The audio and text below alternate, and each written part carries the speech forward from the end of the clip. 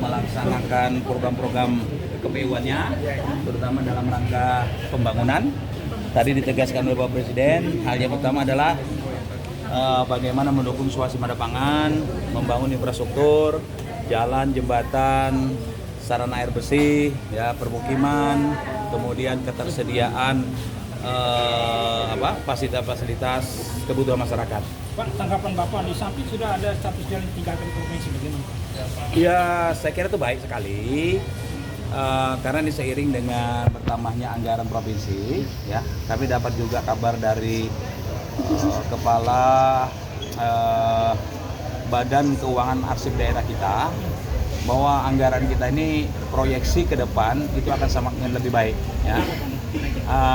Terutama mulai 2025 nanti kita sudah akan menerapkan yang namanya Undang-Undang Nomor 1 Tahun 2022. Itu tentang pajak, bahan galian koloniasi, batu-batuan, maupun yang lainnya. Jadi termasuk silika jenisnya, ya, kemudian apalagi pasir kuarsa, bebatuan, itu menjadi sumber pendapatan masuk. Oke, Pak. Berarti proyeksi kita itu APBD sekarang 10,2, ya, kita harapkan nanti akan semakin meningkat. Oke, Pak, harapan ke depan, Pak, terkait dengan penanganan ruas jalan yang ditangani oleh provinsi, kalau nggak salah data terakhir itu hampir 87,30%. Bagaimana, Pak, ke depannya, Pak?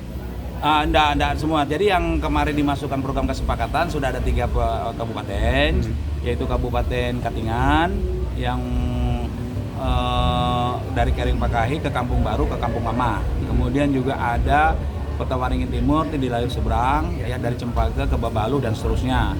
Kemudian juga ada di Seruyan. Nah, saya kira ini langkah maju karena 80% itu kan penanganannya kabupaten, tapi kabupaten juga masih terkendala oleh anggaran. Saya kira ini sama seperti pemerintah pusat, ya, di masa-masa pemerintahan sebelumnya maupun Pak Prabowo itu, ya, kalau memang daerah membutuhkan sinergitas, ya, kita coba untuk melakukan koordinasi dan sinkronisasi terhadap program pembangunan.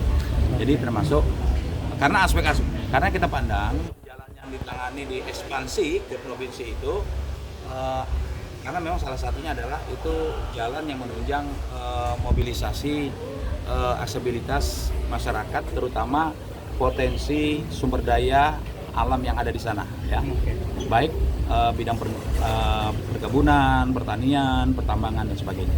Oke, Pak, di akhir masa jabatan, Pak, apa yang perlu diperbaiki oleh pemimpin selanjutnya, Pak?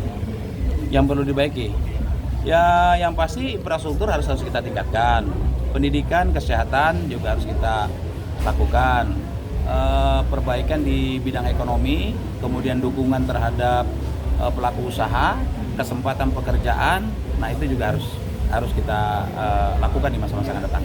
Karena kita kan mendekati ibu kota negara. Pak, terkait kenaikan gaji guru, Pak, kualitas apa yang ditawarkan oleh guru nantinya, Pak? Jadi saya kira guru harus bisa meningkatkan mutu pendidikannya.